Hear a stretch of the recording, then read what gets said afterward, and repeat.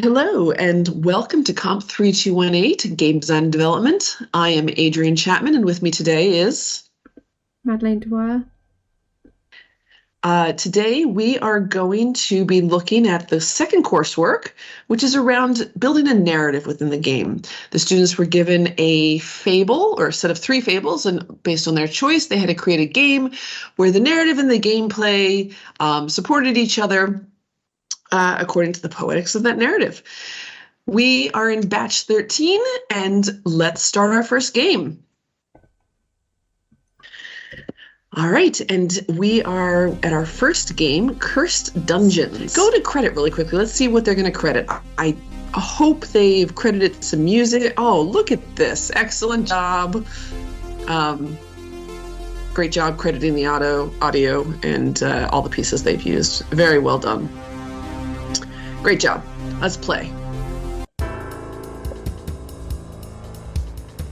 Good afternoon, archaeologist. Yep. Good afternoon, archaeologists, and thank you for agreeing to work with us after our previous employee's unfortunate workplace accident. I love it. We have 3 tomb sites which we require you to excavate. There may be some untriggered booby traps, so you may want to watch out for that. For this first dig, we only require you to deliver 2 artifacts. We can only keep the door to the tomb open for 30 seconds, so you better be fast. Should I ask about the curses? Oh, let's talk about some curses. What curses? Don't be ridiculous now. Chop chop, let's get a move on. Sure, that won't come back to bite me. I'm sure it won't, and we have 0 treasure. Sounds like we're getting treasure. Let's go. Let's get some treasure. Tutorial. You, an archaeologist, must find the treasure in ancient tombs. Use the WASD to move around the level. Chests contain treasure. You need to complete levels. To pick up a chest, press E while over the object. You can also use E to drop a chest. Hold up to 3 at once. Once you want to finish the level, walk near the exit and press F. You can press E instead to deposit currently held chests without leaving the level. The tombs are covered with traps and enemies. Be warned, you won't heal between levels. Uh-oh. 3 minutes to complete each level. Have fun. Straight. Oh boy. Okay. What are the X's? Oh, is that the chest? Go get that chest. Pick it up. E. Excellent. That's for the sound effect. Should I try dropping it off as well? There we go. Left my inventory. Where did it go? Oh, it went into your inventory. I see. Okay.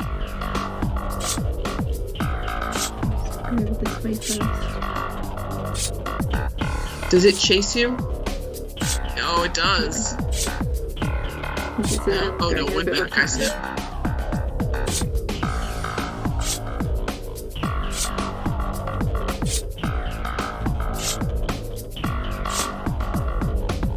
Alright.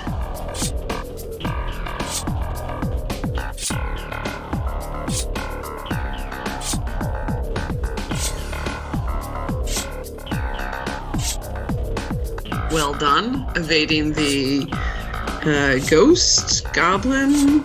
Are the X's the booby traps?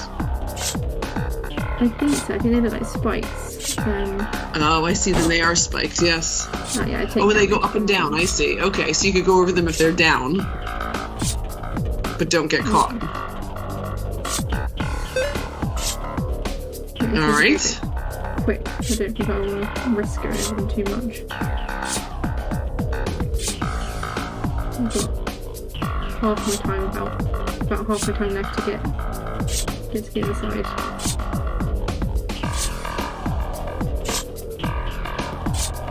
You got this. You can do it.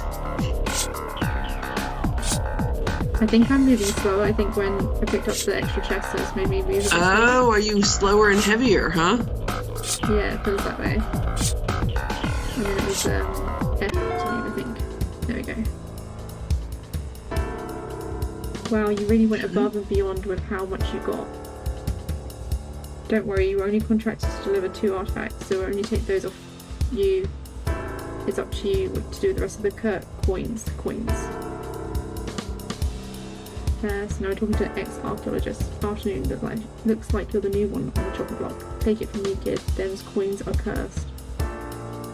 Those who take them from the tomb are bound to live a hard life. Whilst I don't die from them anymore, I do still collect them. You get any extra, I happily take them off your hands. Oh, so I can like increase my backpack size, so I assume that means I can carry more chests, and healing a hit point costs 3, so I don't think I've got enough to buy any. Yeah, looks like you don't have enough treasure for that yet. Okay. Good luck out there, kid. Now that you're all ready for the next tomb, I should tell you that we require 3 artifacts this time. Good luck. Okay, so just as a recap, what we've seen now is there's the game that you're playing, but then there's also kind of a resource management issue going on during the dialogue scenes where you get to choose health or you get to buy extra pieces or carry more weight, right? Yeah. And this is a spatial reasoning type problem of, you know, getting to the piece and around the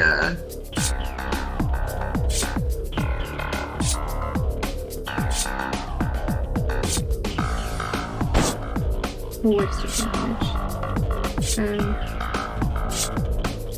How many pieces do I need to get this time?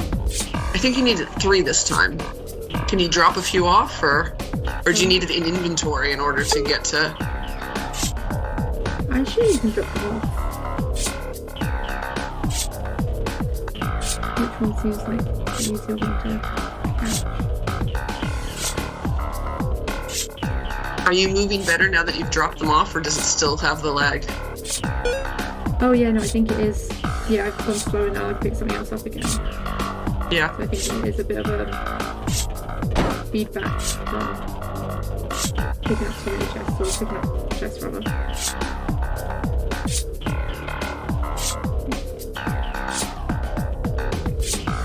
Right, so finish. Very good job. Allow me to take my cut. I should probably heal a hit point. Oh, I haven't got enough to heal a hit point, so I won't be doing anything still. Right. I think I took quite a lot of damage on the last couple, so I think I'll probably die soon. Yeah, you did. But it makes this a little bit more interesting, right? In terms of kind of your resource management problem and choosing what upgrades to take. Yeah. 6 pieces. All right. So I kind of feel like we're seeing the 2 kind of styles of this game. You keep playing and navigating around, and I'm going to start on the marking criteria. So let me start, and we're going to start with the quality of the game, which includes first presentation and then also meaningful play. Within presentation, we're working on audio, graphics, and design. So this, I mean, well done with credits on the audio even. So I am definitely hearing complementary audio effects and music. Yeah, there's definitely sound effects when I take damage, and I think you can hear like a noise with the spikes coming up kind of thing. Uh-huh. I think then we go on to video, and I think we are, again, at consistent and effective graphics. I think actually for this, I'm moving up towards appealing graphics in that during the maze scene, they are exactly what is needed. They all work together in terms of thematic resonance, yeah, they're simple, but incredibly appealing. So we're moving up towards that. And then finally, we're going to talk about information design, which I think that they did really well here. So we can see while you're playing, we know how much treasure you have, we know how much inventory you have, we have the time remaining, we have your health. And so it's very clear, as well as where the treasure chests are, where the bad guys are, where the spikes are.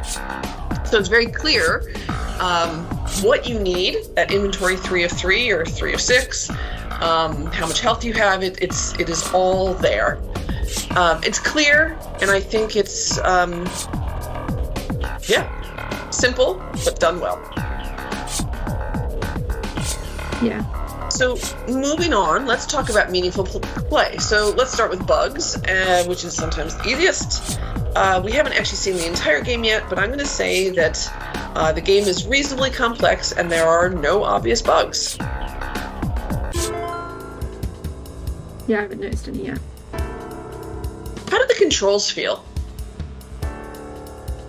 They feel quite good. Like I was just moving around and the E key, like it's easy enough to pick up chests and finish. Yep. The level. So they're smooth and usable, right? Yes. Yeah. So I actually think that they're smooth and usable. I'm not entirely sure, that in the marking criteria we move up towards intuitive for the next phase. And I don't know that I would necessarily care about intuitive in this because the controls are so easy. But one of the things that I absolutely loved was that you slow down with the chests. So the controls are smooth and usable, but there's actually a feedback loop to the controls themselves as you're playing the game. I think that it's just really well done.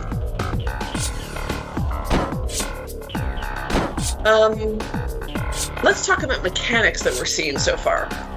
So there's the mechanics within this portion of the game. You can walk around. You can pick up chests. Oh, did you die? Yeah, the first bit I went up, I was not thinking about the monster at all. I was just focusing on the spikes. You died. Yeah. All right. Actually, we'll work on this one right now. So during these kind of dialogue scenes, we see a few things. Basically, there's the mechanics of choosing a power-up, right? You could buy something like expanding your backpack or a health potion, or do nothing if you don't have enough treasure in your own loot box. Within the game itself, you can walk around and you can pick things up. And so what I find interesting here, so this is one where we have a set of complementary mechanics. And actually, I'm going to say that we have a wide set because of that ability to increase the backpack space or increase the health by using the pieces that you picked up, like using the mechanics to get more chests. You then have a wide set of complementary mechanics.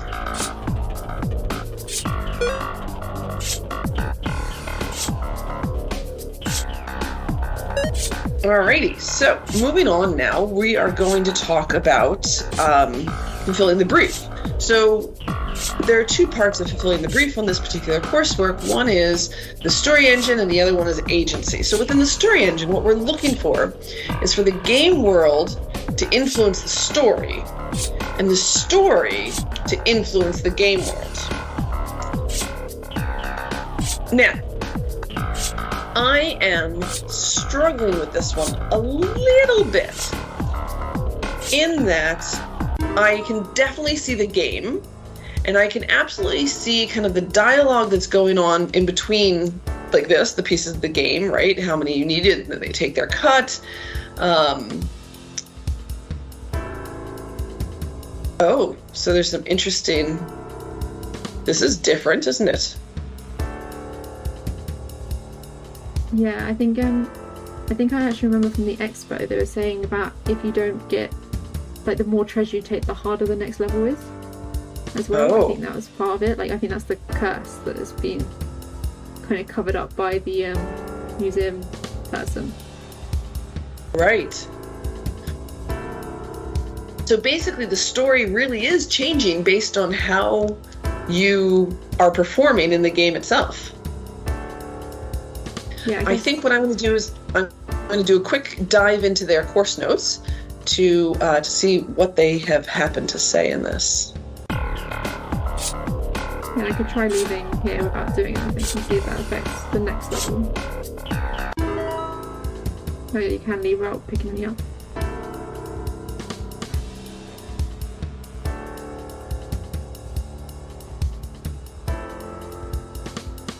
I lost the job.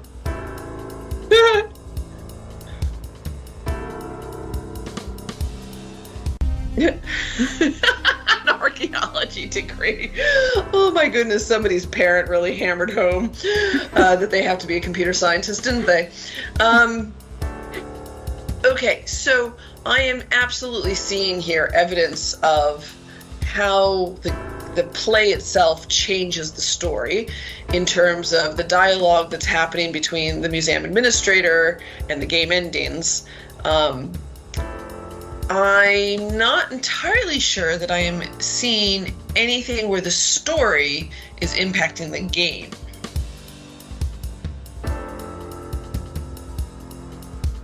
Maybe at a stretch we can talk about the choices that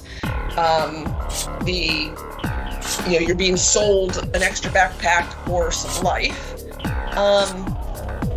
and that story allows you to change your gameplay. And I will absolutely accept it where there's some examples of where the story impacts the game world. I think for that, I would like to see a little bit more around the story of it. Right now, it's just set very much up as, you could do this entire piece as, choosing which diamond to take within the gameplay itself, right? Or which chest you're going to open to steal before the museum curator gets his pick. So it doesn't, and in fact, if you went that route, right, where that's part of the story, then the museum curator, if they detect that you've been doing this, could fire you, or you could see some arcs coming off of this. So I think you've done it, but I think there are places you could have taken it into a much more examples.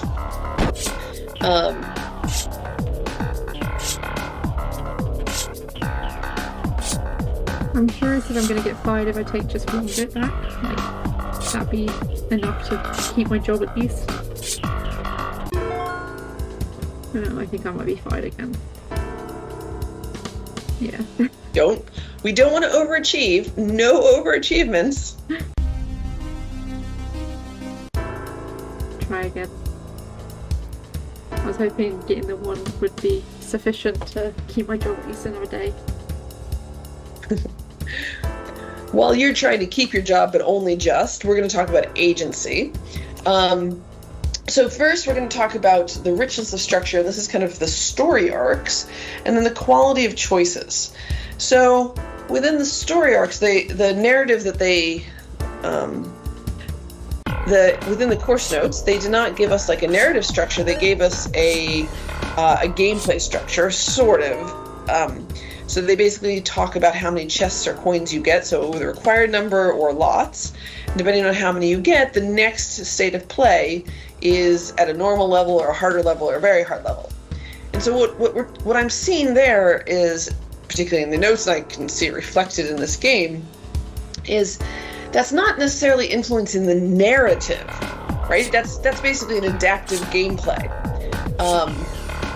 Although it's a very basic one, right? That you have decided how many coins up or down to level. What we want to see here is that there's a narrative branching, a narrative impact. And that's not evident in the course notes. I'm not really seeing it anywhere but in the endings of the game, where you get fired or you just keep going. So for the branching of the story itself, we're gonna say there are some branching points, but I think in this case it was almost accidental as opposed to a very well presented piece.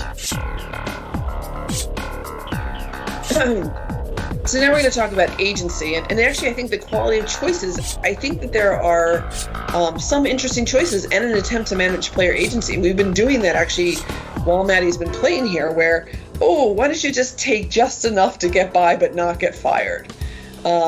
Or maybe you should go try for all of them, but I took a lot of hits. So there's a really interesting way here, and we've already done it while we've been playing, around managing player agency and how they play with the game. So very well done with that one.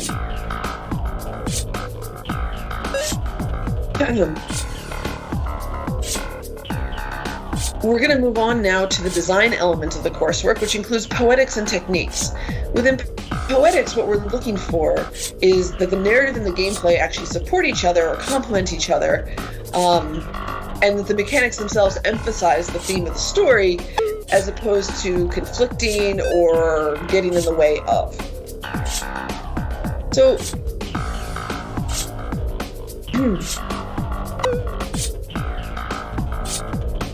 I am going to make the admission that I am not entirely sure which fable they think they are implementing.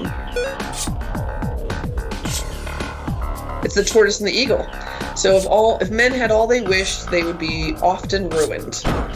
And you know what? Actually, this makes absolute sense that you get all the treasure in the world, but you start slowing down and you start, getting hit by other creatures because you're not able to deal with all the NPCs and the coins at their own way. So that's I think that actually the mechanics in this case very much support the gameplay and the narrative. So I think they are in keeping. I think in this case we're struggling a little bit because, as I said earlier, the narrative elements of this are they're there. I think they could be done a little bit more to help emphasize the themes of the stories, but we're getting very close to that.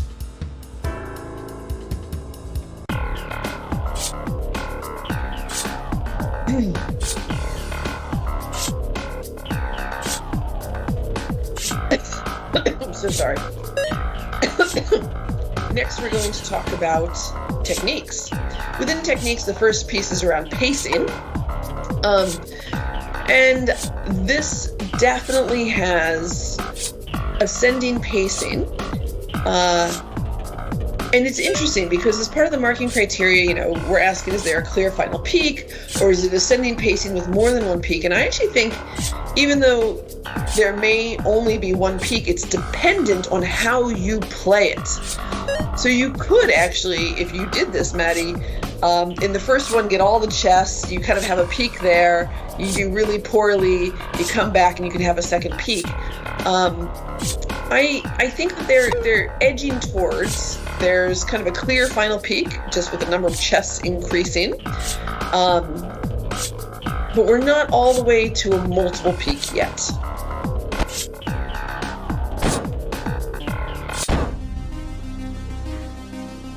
Let's then talk about game rating techniques. So obviously we see the dialogue that you're looking at now. Have we seen any other rating techniques? I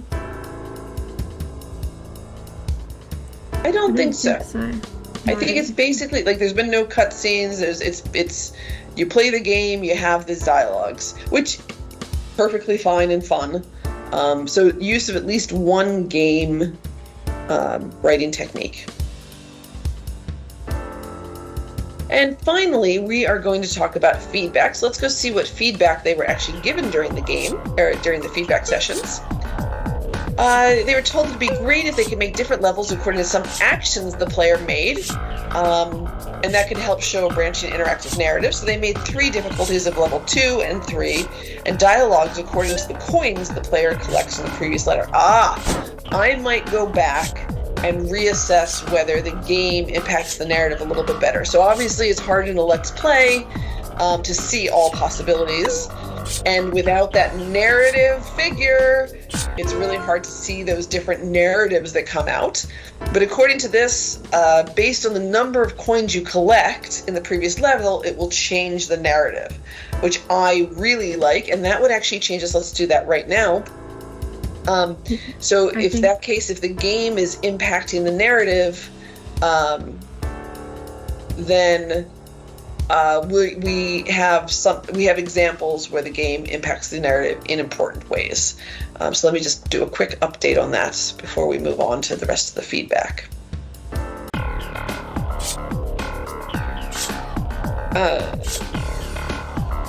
So from that, The rest of the feedback was... Oh, nope, that is the feedback. And because of that, I'm actually going to say that the feedback that was addressed and the changes were successful. Well done. Yeah, I think the dialogue does change on that first level. So the second level obviously leads to me getting fired if I don't get enough. You can see it now, can't you? Now that we've played it just enough. Yeah, the first level, if I only get like 1 or 0, it says I didn't do a very good job and that they'll give me another go, but they won't be as lenient next time, which I think explains why I got fired as soon as I didn't do it at the next level. Right. So that's excellent. I'm glad we can see that. They did a good job there.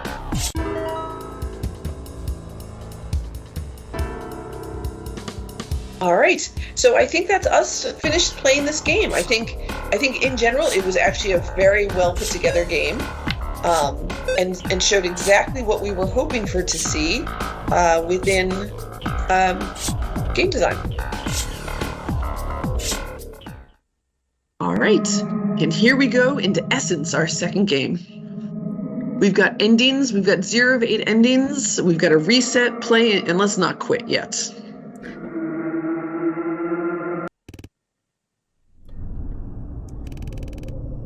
Ugh, my head.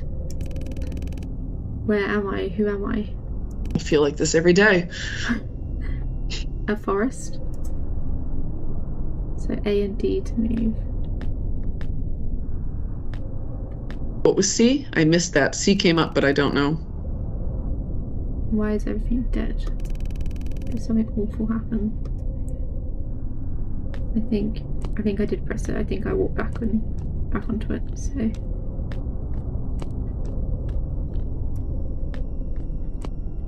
Ooh, campfire. Are we going to sing Girl Scout songs and make s'mores? Probably not. Flowers, they smell familiar. Maybe they'll be useful. I think I picked them up. Oh yeah, it looks like you have a little inventory down to the right. Oh yeah. One of these barrels has been knocked over. By whom, I wonder?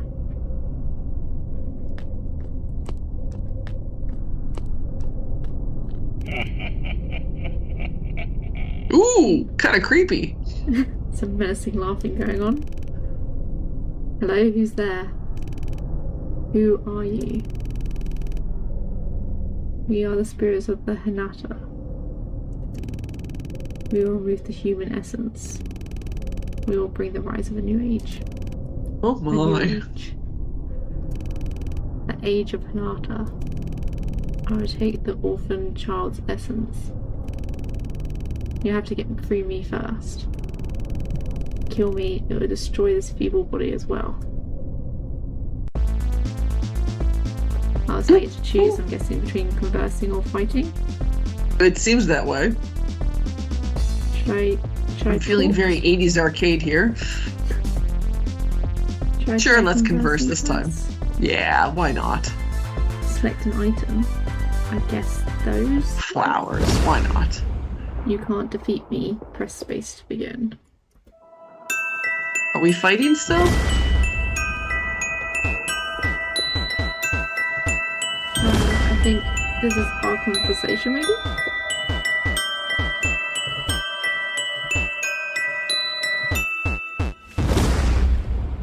I don't think I did very well. Oh, I did. But where did that spirit go?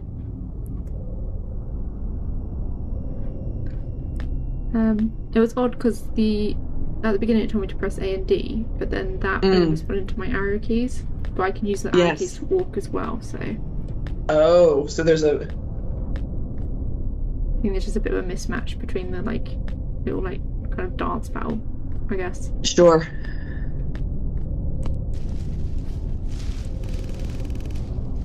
Are these flowers all weak? Looks like cotton to me. Ooh, you found something there. It's a wedding photo. Property of Mr. and Mrs. Rosenfeld. Have I seen this before? Maybe I should return it. Maybe that would be helpful in my next battle. Do I just see a little seek?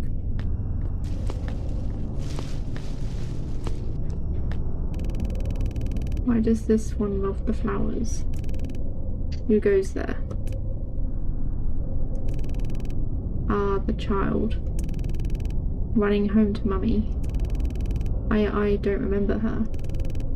Broken, are we? Well, that's okay. Let me take care of that. What are you going to do? Take your essence, of course.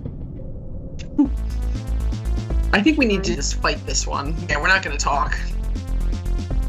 Under its system, I can shield myself from attacks with arrow keys. Oh, I see.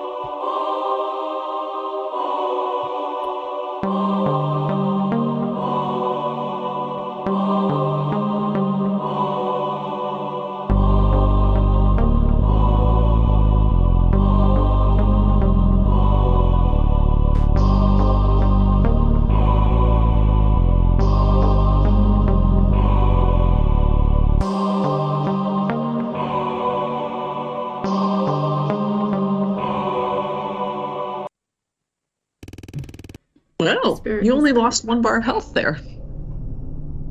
I seem to be. I think I found that easier than the conversation bit. Than the rhythm, yeah.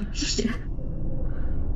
I think the spirits are possessing people, turning them into emotionless killing machines. It's down to me to stop them.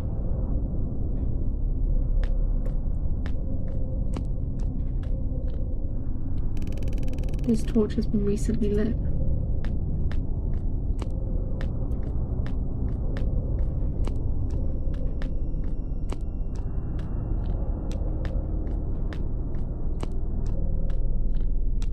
Oh. Why does this place look familiar?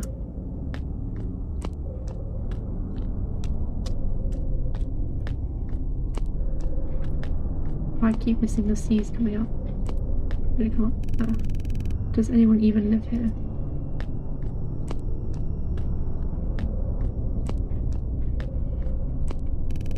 Half to Rosenfeld family home. A convenient map.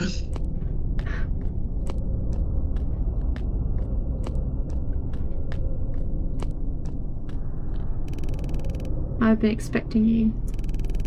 Not as if I could have gone elsewhere. Oh, gone anywhere else. Pity I thought my brothers could have dealt with you. Yet here you stand, just as you did when I first descended. Why me? Your essence, the only thing keeping you human. Essence, like feelings. Feelings, I do not understand that word. Emotions. Love, pride, hate, fear. Have you no emotions, sir? Join us and remove these feelings. The Borg. Sorry. I want to converse. Let's show him a picture of his wedding photo. Just wanted to challenge me with the dance rhythm stuff. Sorry. I wonder if we just fought, if it would be the other one.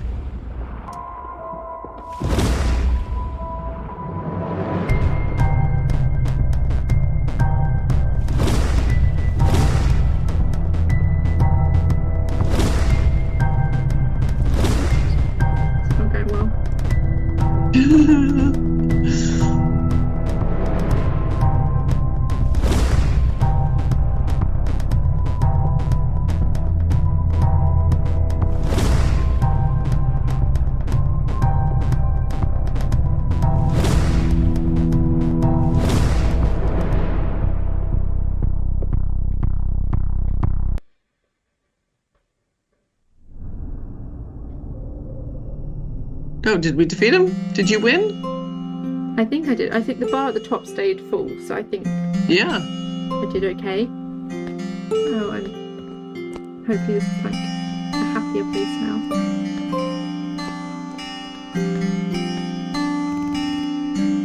Hey, there he is. No longer playing superhero. You're the real deal.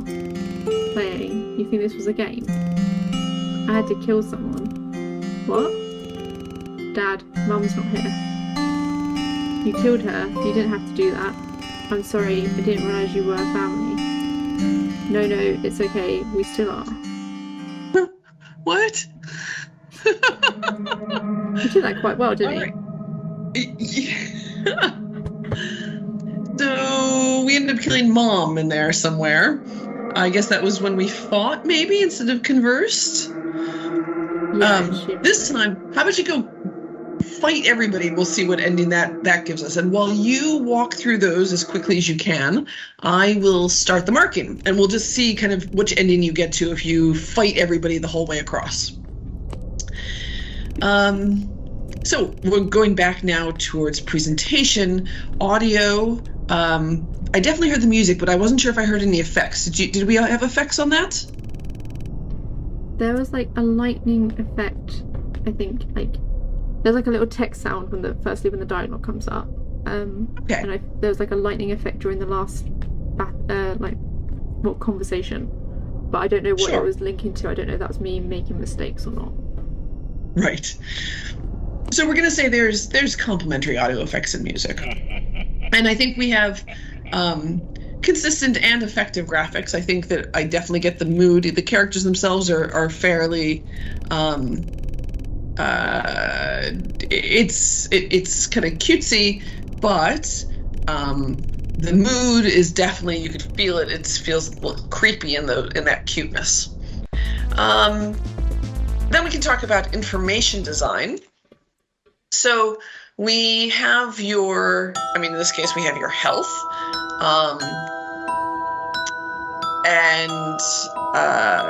Normally when you're walking around, we have your dialogue box, we have your inventory of whether you've collected a picture and the flowers.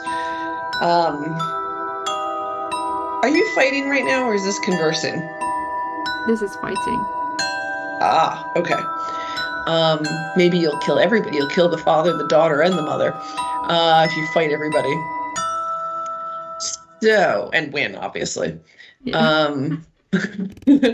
What other whoa. I see. I think that's all the information you have, and it's actually all the information you need. So I think all information is clearly shown here. Yeah, I think so. I think it's also nice, like in the fight bit when you're shielding, the shield actually comes up the colour of the thing coming in from the side as well, just to make it even clearer which bit you're shielding. Yes. Let's talk about meaningful play. We'll start with bugs, then move on to controls and mechanics. So I think at this point, game is reasonably complex, and there are no obvious bugs here. Yeah, I haven't noticed any. Yep. What about the controls? How do they feel? Yeah, they feel good. Smooth? Yeah, they feel smooth. I think the only thing is in the conversation when you have like the rhythm game, I think it's like not quite clear, like if I need to hit it, like if I'm hitting it exactly right, I guess. But of when, in terms of the video to the rhythm, huh? Yeah. Yes, I think that's the only thing. Everything else feels quite smooth, and even that, like hitting the keys feels smooth. It's just hard to like gauge when I'm actually meant to hit it, I guess, like other than like with the arrows going through, like there's not much else making it easy to like, I guess it means it's not very intuitive for that bit. Sure, smooth but not necessarily intuitive, particularly on that rhythm game. And then we need to talk about the mechanics that we're seeing. So the mechanics so far is you can walk forward and backward, you can interact with things through conversation, you can pick up things like the flowers and the wedding photo, which we still haven't, like we picked them up, but I haven't figured out how they actually change the game world at all. Like if you just left them, or if you don't use them at all, what happens? Ooh, your health you're not doing so well on this one. You can either play the rhythm game or play protection with the arrow keys. So I think that you have a set of consistent mechanics here. I'm not entirely sure yet that you have a set of complementary mechanics, because I'm not sure that they actually interact with each other very much in any way. I guess this playthrough I was just trying to kill them all to see what ending that got me. I guess if I get onto the next one as well in the time for feedback, I can see if giving them like almost like the wrong thing would help, because I feel like the photo I gave at the end, maybe if I gave them the like flowers, that might affect what happens. Exactly. Let's then talk about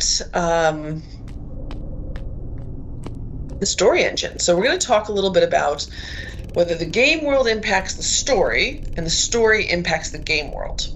So I can see how the games, either the rhythm game or the sort of rhythm, but the protection game, right? They impact the endings. I'm not sure that I see where the story changes the game. I'm struggling with that one a little bit. I'm going to take a quick peek at the game notes while you keep playing on this one.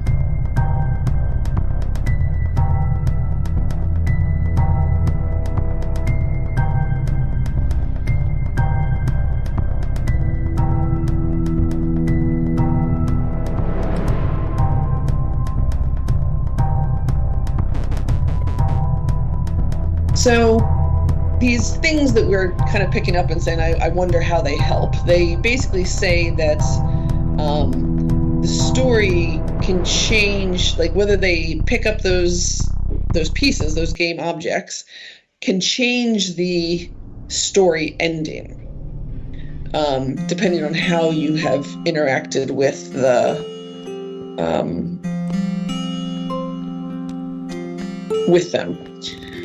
So I think that there's definitely an attempt at how the story impacts the game world, but it's definitely not. It's not. So, for example, you could imagine that, the little girl who loves flowers, there's a little dialogue scene before you fight her, goes, ha ha ha ha, you think that just because she loved flowers, Hanetta is going to care, right? And you still try, and it weakens Hanetta a little bit. So then the gameplay changes because Hanetta is already weakened. Or maybe the little girl loved flowers, but Hanetta is, allergic to the pollen. And so Hanetta's rhythm is off in the rhythm game, and it makes it easier for you because there's some part of the narrative that has changed the game itself. But I'm not so far seeing the story changing the game. On the other hand, I can see through the endings,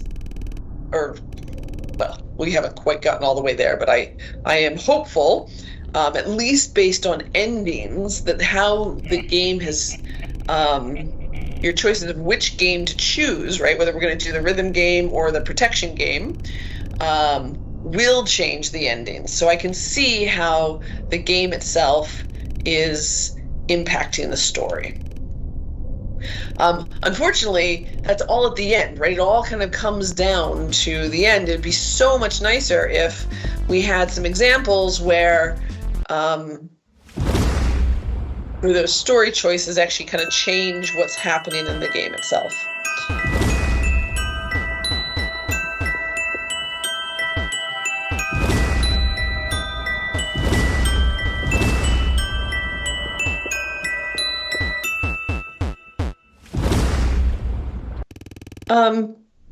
So now we need to talk about richness of structure and the quality of choices. So unfortunately, the diagram that's been included in the game notes is very much a diagram of kind of the play, not necessarily the narrative. So in this case, they clearly talk that there's 3 boss battles, right? We obviously have the little girl, and then the wife and then the dad. And you can choose to fight or to converse. But these aren't necessarily, they all branch, and they all completely branch. They never kind of come back. So for example, if you fight them and win every time, they are all dead. You've killed the entire family. And if you converse every time and win, you get to pacifist. And then there's various endings in between for who is winning at which point.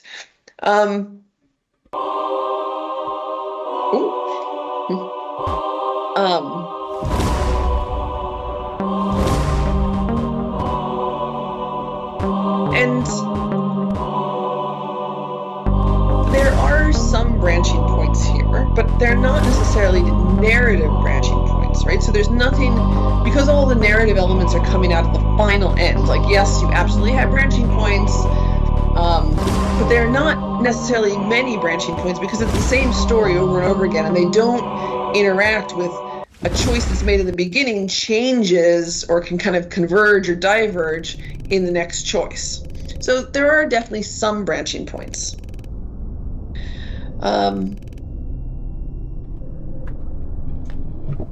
just tried giving like what I think is the wrong item to the mum. Yeah. Spirit, and I think the like conversation bit, I think it was a different like rhythm kind of thing. I think it was different keys I had to press. Oh. I also at the end it said something about the spirit getting away, so I don't know if it's going to make the next fight harder or something like that. That's interesting. According to the notes, they make no mention of such things. Okay. But it's really hard when the narrative structure is as, yeah. Yeah, it might just be that I'm like getting the fight sequences mixed up. It just felt different, but it might also mean that they have like a few different ones that they play rather than you always playing the same one. Yes. He does seem bigger though. He does actually seem bigger than you right now, yes. So it does say that there is a more difficult path depending on the choices in the game. So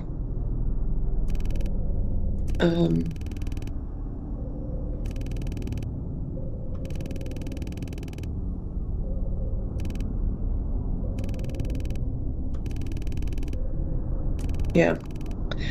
I think there are, so now we're kind of on the question of choices. And in this case, our main choice is to fight or converse. And there is some player agency here in that the game is different depending on what you can do, right? So like your protection game actually seems a lot easier than the rhythm game, at least for you.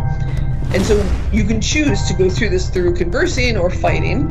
And if you fight, actually conversing is by far the hardest. So if you converse all the time, it was the hardest game. So there is an attempt to manage player agency, and I think that attempt is actually well done.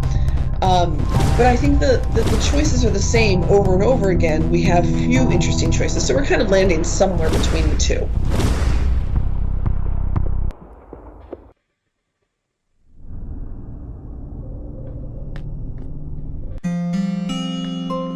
What we're going to do now is we're going to move along towards the poetics. So does the narrative and the gameplay complement each other?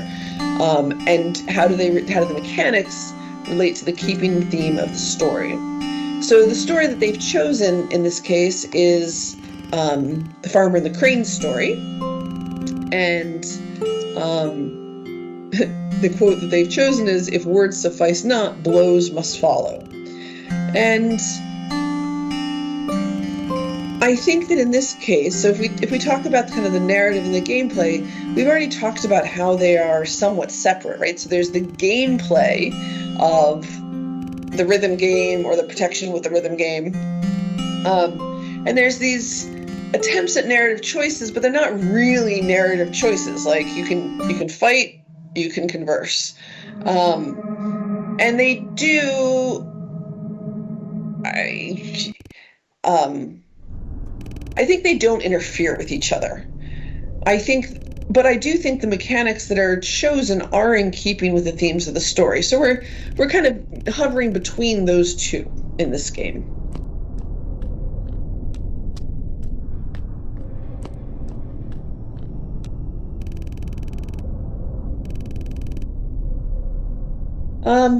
Looking on to the next marking criteria, we're going to talk about techniques, which includes pacing and narrative techniques. So in this case, I actually think that, well, it actually depends somewhat on how you play the game. The pacing is fairly flat. You're basically going from one character to the next and choosing whether to fight them or not. Have you seen any indication that, so for example, if you converse with a little girl and then converse with the mother, the father is harder? I think, yep. I'm not sure, because I think the father seemed bigger, but I can't remember what size he was actually before. But I don't know if the actual battle was any different. Yeah, so I was thinking the same myself. Like, I couldn't remember how big he really was, but the battle itself seemed identical to me. So I think in this case, like, we've got a fairly flat pacing. You just go from one character to the next with the same set of choices and the same set of, they're self-contained, as it were. For narrative techniques, we've seen the dialogue box. What else have we seen? You can interact with like items, which I think is a bit of a story about. You could, and I guess at the very end, there's kind of a cutscene about the mom dying or everybody dying, right? So we've seen actually multiple. Yeah. So more than one game writing techniques. Good job. Finally, we're going to go look at the feedback that they were given and see what they said. So the feedback: make choices clear to the player, and they did that through some dialogue at the start of the first boss. There's a secret backstory. We kept the story a mystery with subtle hints throughout the story as to who the character is and who he's fighting. It's down to the player to put these together. Yep, bit of a mystery, and I actually liked that, right? We came in and we got all freaked out and we fought in the beginning, and that had a horrible ending. Have sentimental objects throughout the world. Sentimental objects are used to make the conversational boss battles easier, with 2 sentimental objects in the game world that can be used on 2 of their 3 bosses. So, interestingly, they seem to say that if we give them a sentimental object, the battle was easier. I'm not sure that I actually saw any indication of that. Like, the battles seemed the same to me. Yeah, I haven't noticed a noticeable difference when I give them stuff or not. Like, yeah. I'd assume the first battle, giving the flowers as well, is the right choice because that's Yeah. what you have. Yes. So I think in this case, like, I think I'll say that you absolutely. I'll agree you tried, but I think that one wasn't necessarily successful because it didn't go far enough. Next is make conversational boss battles harder than fighting boss battles. So to make the bad ending more accessible path, the players of skill will be able to achieve better and better endings. I think that was well done. And a timer rather than a health bar. So for both types of battle, the player needs to survive amount of time rather than dealing a boss's health to 0.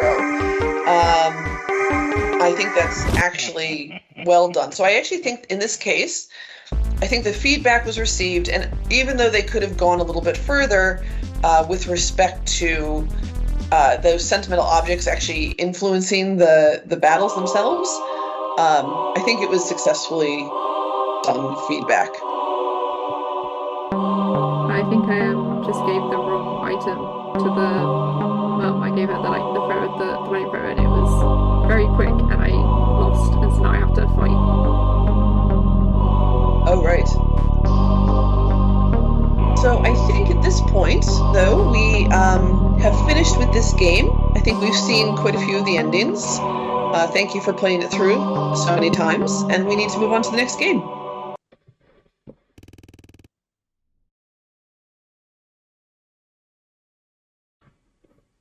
And now we are on to A Broken Man.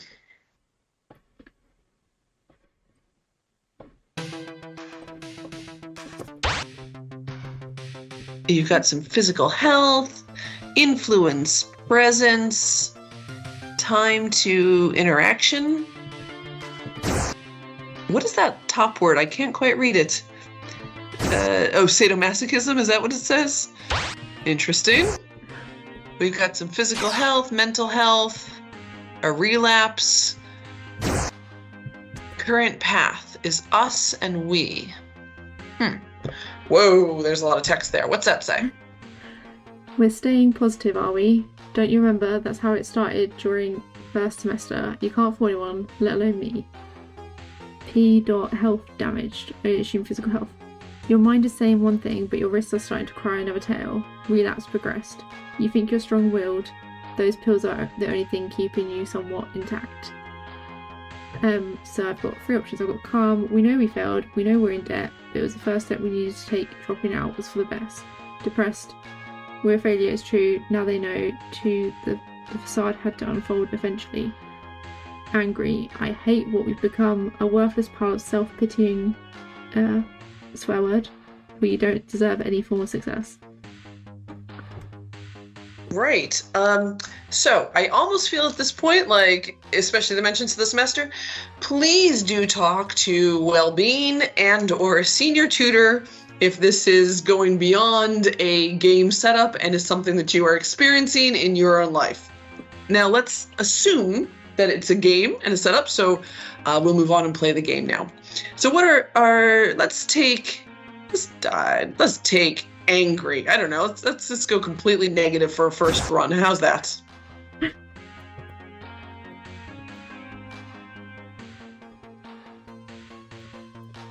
So the arrow keys like move me around, but I don't know if there's like, if I'm meant to be able to shoot back or anything like that, or if it's just avoiding all the different coloured damages. Right.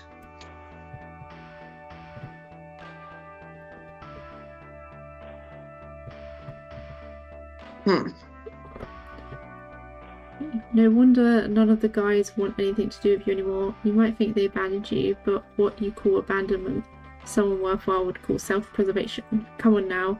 What's the point in a clown who's no longer funny? Physical health damaged. Speaking of self-preservation, those scars look pretty fresh. Do you need me to explain the concept to you?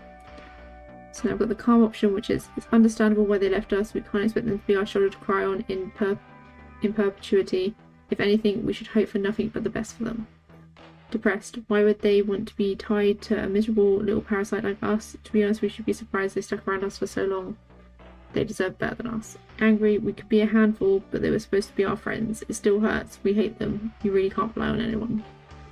Am I just going down the angry route? Yeah, let's just go down the angry route. Already we're seeing presence in the right-hand side. Oh, has their green bar there got a little bit bigger.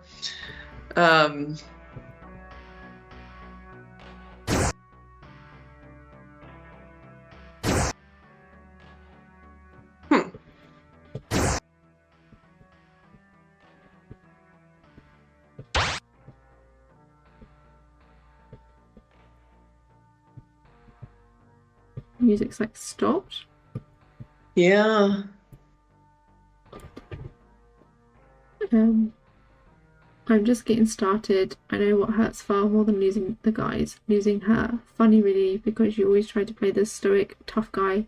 But I know, they know, and she knows. We all know that you're still just that scared, anxious little boy you've always been.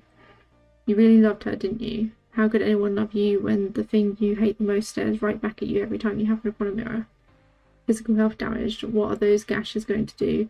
Guilt trip her into taking you back. Imagine what she'd say. No. Imagine what she'd think.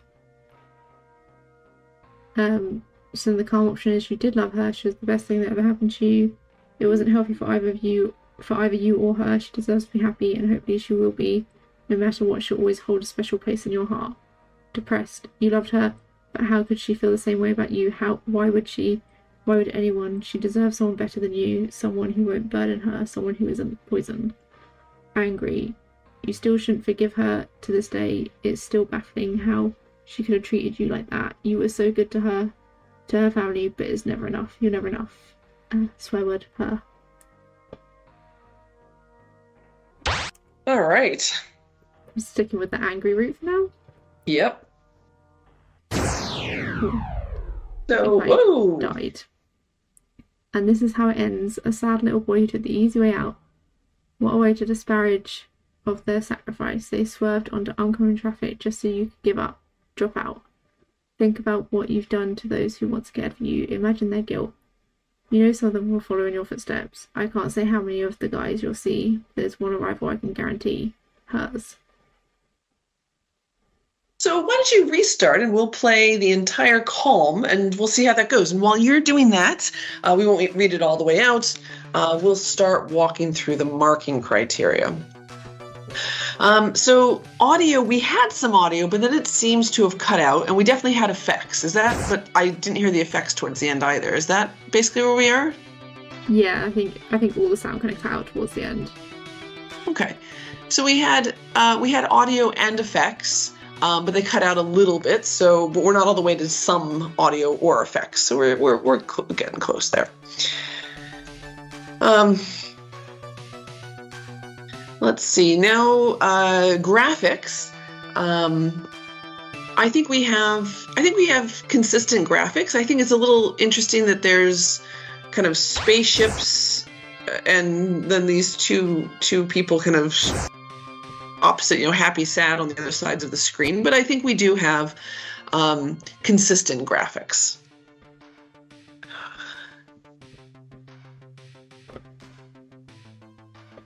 Let's move on then, and we can talk about the information design. So, interestingly, there's a lot of information shown on this. On the left-hand side, we have like physical health, mental health, relapse with a current path of us and we. And on the right-hand side, we have kind of the angry face, and there's, I think, sadomasochism, influence, preserve. I'm not quite, can't quite read it from here. And Presence, time to interaction. Sorry? It says presence. Oh, presence, thank you. And time to interaction. And as we were choosing the angry option, the influence on that bar was definitely going up. So there's definitely these bars about how much is in each. I'm not entirely clear how things go from one to the other. So for example, here you were just very calm, but the sadomasochism actually went up. We'll play this through. We'll figure this out, maybe. So I do think, though, that there's actually no other real information I would think that we need. So I think that most key information, all key information is shown on this. Then we can talk about meaningful play. We'll start with bugs and go to controls and mechanics. So I think the game is reasonably complex, but there are infrequent bugs. Like, so that music cutting out there but that's a minor bug. It's nothing. It's not huge. How do the controls feel? Are they reasonably smooth and usable? And are they intuitive? Oh, look, we're at the same ending, aren't we? Yeah. Yeah, I just died again. Uh, I clicked on the car options, but I did this twice now, but I think I just seem to be taking a lot of damage, so I don't know, maybe this is just the ending if you don't get to the end of the game. Ah, right. Right. Okay. The controls seem like quite smooth, but I find like the gap in the enemy's like fire is like very hard to get through. It's quite like challenging. So possibly some play testing needed to be done here, but smooth and usable controls, just better play testing. Yeah, the controls are fine in themselves. Sure. Let's talk about the mechanics that we're seeing. And let's see. So we can move side to side. There's no firing, it's just avoidance, isn't it? So basically we can move around to evade, or we can take damage from whatever these things are being dropped. And then we can choose kind of during the narrative phase how our approach is. I still don't really see the interaction between these two, but we basically have kind of two mechanics. I think that at this point, we have, I don't know that we're inconsistent, but I'm not sure we're actually at consistent mechanics. We have two mechanics, and I really actually don't see how they help or hinder or play together. But they're not inconsistent. Looking then at the game world and whether it impacts the story, and then the story and whether it impacts the game world, I think actually at this point we might need to go read some notes. So you keep playing. I'm going to do a quick scan of the notes. So the antagonist has 3 different meters, and all 3 are increased based on which dialogue options are selected. So as the sadomasochism increases, the number of projectiles fired by the enemy is increased. As influence increases, so do the enemy's movement, speed, and fire rate. And as the presence increases, the enemy's movement pattern is altered. So each of these serve to make the game more difficult after each dialogue sequence, but based on your choices. Okay, so I will say, not necessarily clear in the game, but I have a feeling that would actually come out in playtest. And so I actually think that the game starts a little too hard. And so it's not very clear how to make a jump, because we're already struggling and trying to figure out what the game is and you know, how to move around and how to play. So I will say that in this case, we have places where the story does impact the game world. So we have some examples of that. I've just died again, but I've got a different ending somehow. Oh, well done. I think it maybe my mental health went to the lowest point instead of physical health. But just I have a few questions to become real. What am I to you? How would you even describe me? Those normal people we're surrounded by. You better figure it out, otherwise there's no way back. Oh, no worries, you'll have plenty of time to do so in your padded cell. Oh, who am I kidding? We both know you're never getting out. So I think it's a different way of ending. Yep. And in fact, I think where we're getting to on the game world impact in the narrative, I think if the story path is based on their mental health, so if it is 100, the player is sent on the I, me story path. If it is between 50 and 90, it's sent on the us, we path. If it's between 0 and 40, they're sent on the you story path. Each path is unique dialogue and 2 separate endings determined by the player. If the player runs out of mental health, which I think is what you're saying you did there, or the relapse meter gets too high, they will get an ending based on which of the 3 occurred.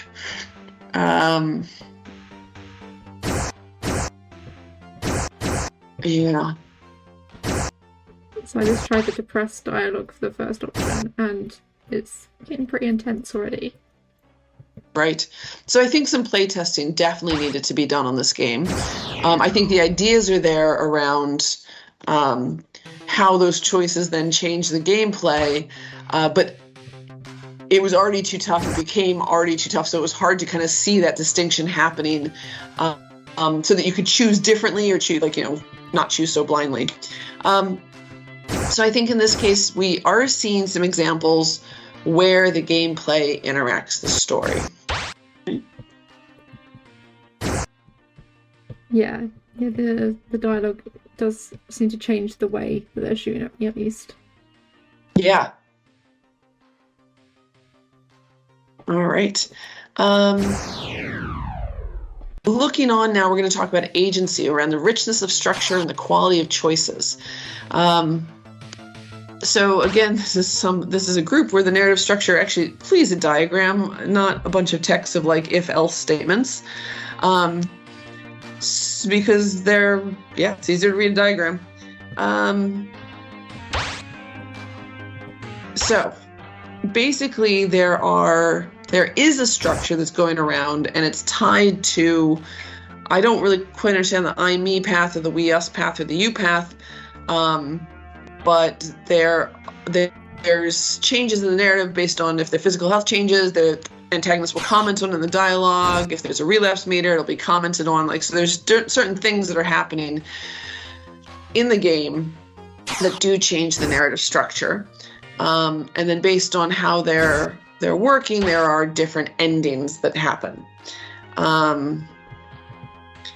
So I'm definitely seeing branching points within this, and I think we actually are at several branching points. They're just a little murky in the game itself, because there are a lot of things going on in terms of what influences what thing. Yeah, but we'll get there. I think that they do exist. From there, we will talk about agency and interesting choices. So I can see that the choice of calm, depressed, or angry is a way to manage agency. So if Maddie was really good at evading, if she chose, I don't know, if it was calm, she could choose one way that the enemy changed its movement so that it played very strongly for her favor for what she's able to do. So there's definitely an attempt to manage agency. I'm not sure though that there are, like, it's the same interesting choice and it's actually not even that interesting. So I think there's definitely agency there, or an attempt to manage agency. But we're at few interesting choices, so we're kind of falling between the two on it. Let's move on now to design element, which includes poetics.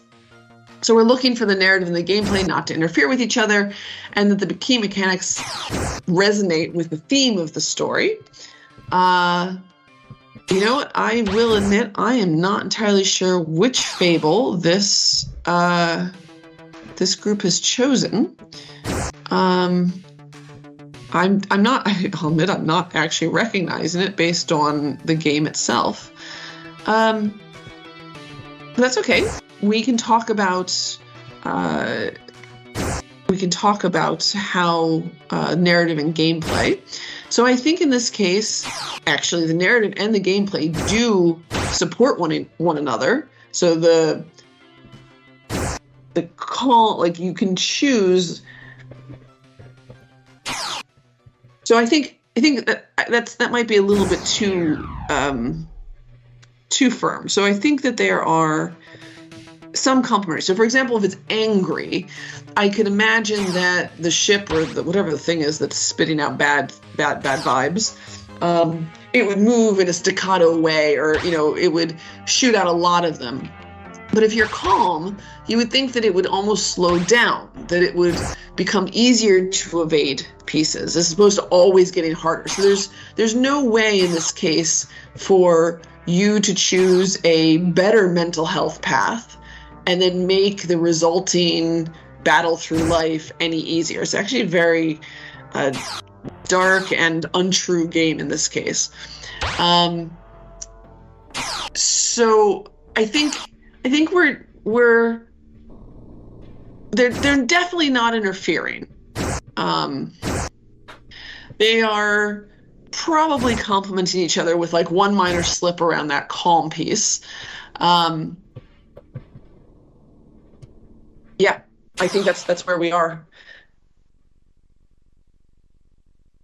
So you could imagine that if, say, for example,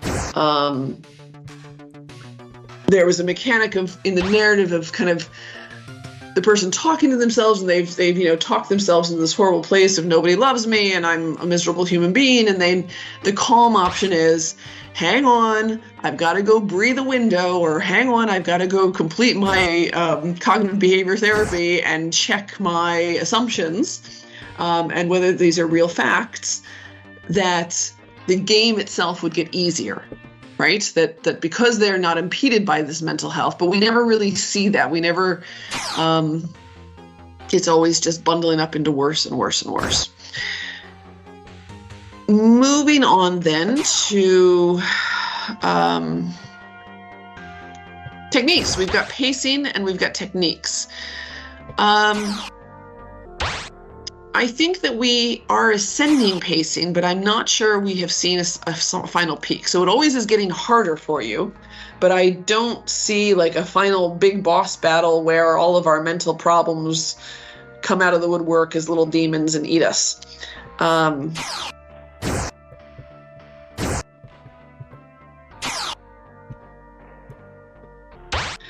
We have seen dialogue boxes. Have we seen any other game rating techniques? I think it's just the dialogue boxes, really. Yeah, I think so too. All right, so we've seen at least one game rating technique in this. And then finally, we're going to look at the feedback that they were given and how they've addressed it. So their feedback, I'm going to have to summarize because there's a lot of writing here. Make the narrative impact of the game world broader. So they decided that the dialogue would have an impact on how the enemy's behavior changes. Great change. That right there makes the narrative impact the game. And it provides the player more agency over their narrative. I agree completely, and it was marked in that way. We pitched the sadomasochism meter initially, but were told that the change in gameplay would be too minor and greater variation would be needed. So they decided to change all aspects of the enemy's behavior, their fire rate, the movement speed, the number of projectiles, and movement pattern. Okay, so you had multiple choices and it affected you in multiple ways. I think that's fine. I do think that some play testing would help here because it was really hard to see that change because it was already hard going in. We were also told to add more game rating techniques. So they had a lot of expository dialogue at the beginning, but realized it would make for a flat start. So they went for the in medias res technique. So they started the action, and the environment's more depth.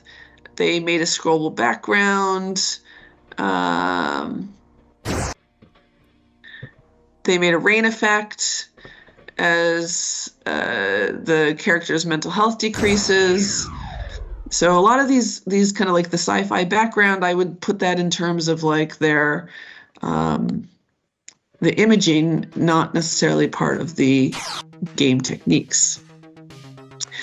They were advised to add physical health and relapse meter they advised to add ways the physical health and relapse meter affected the narrative. So they added an extra dimension of storytelling through the antagonist for the chastising the protagonist if their physical health was decreased or if their relapse meter had increased. And they changed the audio based on values changing to further highlight the narrative significance. So maybe what we heard with the audio cutting out was not necessarily a bug. It was